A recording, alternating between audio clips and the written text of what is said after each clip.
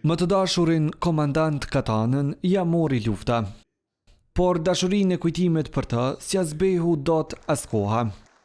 Shukrie Ramadani, gruaja e Agimit, edhe 27 vjet pas rënjes së tij, vazhdon që të ndihet po aq krenare për të si në ditën e parë kur bashkëshorti i saj ra për lirinë e Kosovës. Po bën 27 vite që nga kur Agimi nuk është në mesin tonë. Po bën 27 vite në ndërtim të shtetit. Në bisedën e fundit që kemi pasur me Agimin sa erdhi për të marrë ushtar në Zvicër, më luti që në asnjë moment mos të harroja se në altar të lirisë mund të krijohet njeriu.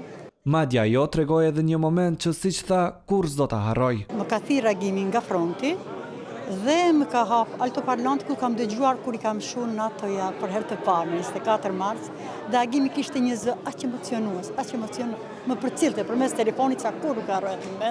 Tha, unë po e shoh lirinë. Mallin për bashkëshortin e ndjer i largohet pak kur e sheh djalin që me shtat po i ngjason babait. Ke shef që Agimi vazhdon të jetojë.